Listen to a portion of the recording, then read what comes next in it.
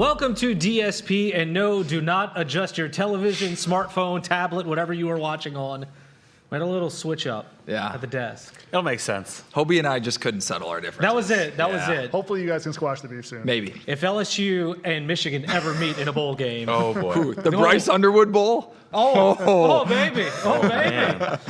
Too soon. No, not too soon. Be all right. All right. It'll be all right, no matter what. They got no a matter what. fifth-year starter. They're all right. Yeah. We'll get into the coaches poll came out. Michigan in the top 15. Impressive for them after they built up on the Ohio State win last year, the Bama Bowl win. They are in the top 15 of the first coaches poll. But we'll start off with the other football, the Detroit Lions, making their preseason debut on Local 4 in the Hall of Fame game. Granted, preseason games often don't move the needle a lot, but that being said, your first impressions of the Lions in 2025. Well, without I would the starters, say that. without that, yeah. Hard Knocks is going to make preseason look like the Super Bowl, so it's going to be amazing. I can't wait to see. My first impressions were I didn't have any impressions because it's just like not only was it a preseason game, it was the Hall of Fame game. And you can Preseason. You could tell that the Lions were so like, let's get this over with. Yeah. And so they didn't play anyone. I mean, they played a couple of the rookies, but no real takeaways. Go tell that to Rock Ya-Sin. No overreaction. My gosh. Yeah, Rock Ya-Sin. My goodness. Obviously, there were some plays here and there, but like they're playing against the other team's D. I mean, like, you know, it is what it is. It was kind of a boring game. I mean, there wasn't much to see. Turnovers. Lots of turnovers. Nothing exciting. Makes you really want to see the starters sooner than later. And I usually love preseason because I'm like, who's going to be my backup on a fantasy team? We're drafting for dynasties. Like, I want to have all these like sleepers. And this game was like, there was nothing. I thought it was an exhilarating game and a fantastic production put on by WDIV. Thank you. But The pregame was fantastic. yeah, it was so good.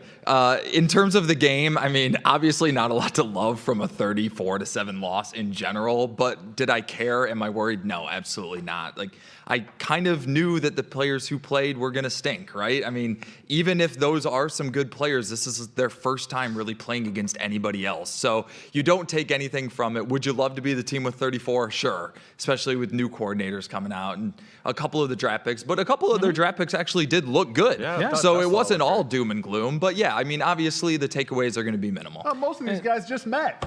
Yeah. Yeah, a few weeks ago, or in like rookie camp, and then you take a long It's like break. a week, right? Like they were in training camp for like a week and a half. A week and a half. You Yeah. got helmets on. You could barely even tell who the other guy is. It's all about building chemistry.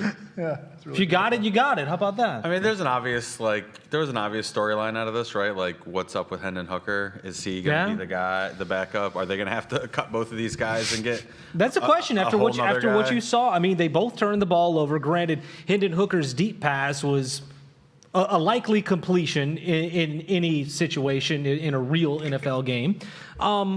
But your thoughts on the quarterback situation right now behind Jared Goff with Kyle Allen and Hendon Hooker both turning the ball over? Protect Jared Goff at all costs. Yeah, obviously Kyle Allen did not look good. I thought he looked worse of the two who both looked bad. And we've seen good from Hendon Hooker before, and we haven't really seen anything from Kyle. So I think the fact that Hendon Hooker is going to get a chance to start the first half of the next game is I think everybody welcomed that news. Like, we all want to see, okay, if Hendon Hooker is prepping for the start of a game, can he look better than he did? He only threw the ball 6 times, though. Yeah. 6 times for 18 yards and a pick thrown in there as well. And he got sacked 2 times, too. I mean, if you add it all up, Kyle Allen at least moved him down the field here and there. It's Yeah. true. Yeah. It just wasn't exciting. Nothing. It's one of those like, okay, let's move on to week Just 2 don't of the get hurt. preseason. Yeah, just don't get hurt. Where's Sean Hill when you need him? Am I right? Carson Wentz is probably going to be the backup man, quarterback for this stop. team. I mean, I'm not joking. I think it's probably a better option than the 2 options on the team right now. for me, the opposite of the QBs, though, like, obviously the QBs were bad, but the rookie receivers look pretty good. I mean, it was like minimal usage because you're not going to play him the whole game.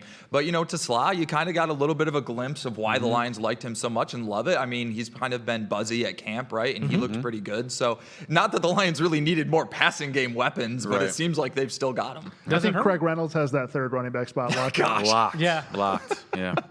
But to Tesla, I mean, at Arkansas last year, he averaged 19 yards a catch. In that game, both of his catches were for 20-plus yards. You can see why. And he was wide open every time, the 2 times that he did catch the ball. And one of those picks, I mean, Allen was trying to force it to him in the end zone. Yeah. So, I mean, it just shows some trust in the ability Clearly. that he has. Yeah. Yeah. Yeah, great. Great. Clean sweep across the board. Ahmed Hassanin, though, Ooh. spark plug. He looked good. I mean, that if the Lions don't need another receiver to pop, they could use a pass rusher to pop. Sure. So, Yeah. Again, competition, we all understand that it wasn't great competition, but to see a guy being disruptive in his first taste of any sort of NFL action, I mean, it was a good start. I feel like that is the guy to watch in the preseason. Like if you're going to watch anything, Yeah. because they need depth on that defensive line, and especially on the end. And if he's a guy that ends up being this huge steal in the late rounds and can come in and Be get a a sack or huge two once in a contributor, while yeah. and kind of wreak some havoc here and there. Huge. I mean, it would be such a huge get for Brad Holmes. I would say maybe the new James Houston type player. I was literally For this thinking of team. James Yeah. Houston. Like, because I mean, I saw him flashing on tape whenever he was with the Cowboys, I think, right now, and I'm like, man, should the Lions have let him go? But then you see Hassanin and the potential that is there. He could be the new James Houston type of player. For like this he doesn't team. need to do that much, right? He just needs to be a little bit disruptive on the other side of Aiden Hutchinson, pick up a few sacks, and that's really all the Lions need. Yep. That would be awesome. That would be.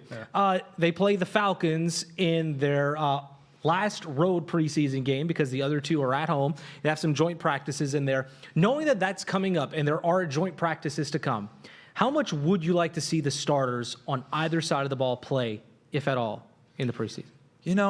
The Lions are notorious for not playing them at all, and I do think last year that hurt them a little bit in the first couple weeks.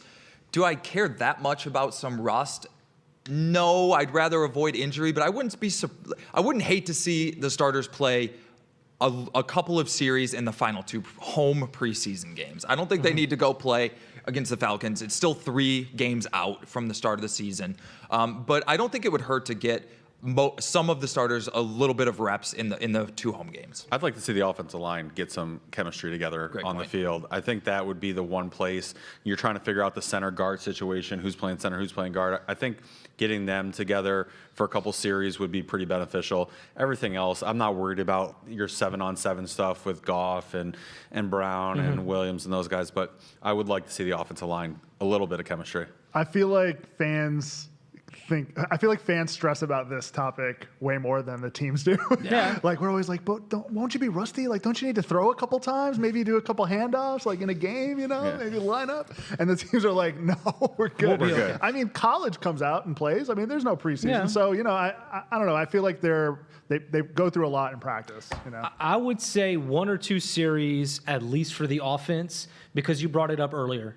New coordinators on both sides of the ball. From an operational standpoint, I don't know if I want the first time everybody does the same thing for the first time together to be at Lambeau Field week 1. That's a good point. Maybe a series or 2 just to get those reps, if you will, like having somebody calling the plays in your helmet, somebody new, and because that has been made a lot of in the offseason is there are 2 new coordinators for the Lions. Will things work the same? I think that's one big hurdle that you could. Yeah, for Clear. Goff, does it matter that, Johnny Moe's upstairs versus on the field? Will that be different in game situations? I think you probably just have to Do it. and figure it out as you go. Well, There's no way they're playing the starters. you don't think so? No, I agree. no. I don't think No. there's any Huh? way they No. will. No, I don't There's think no so. way. That was I'd love me. to see it, but I don't Yeah. think so. I think, but to me, that is the biggest reason why Yeah. you would want to do it because bit you don't of want anybody continuity, getting hurt. You don't want anybody getting hurt, and that is the biggest thing in the preseason. But from an operational standpoint, Yeah. that could pay dividends by week 1. Still more to come on DSP. The Tigers making some moves at the trade deadline, Did and they? a lot of them. Did they? Well, we saw Finnegan in close a game. That's true. That was the bright spot Ian of and the I will Tarek argue. Skubal Yeah, start. we'll argue. Did they do enough? That's what we'll argue about. Really? Yeah. There's your tease. More to come on DSP.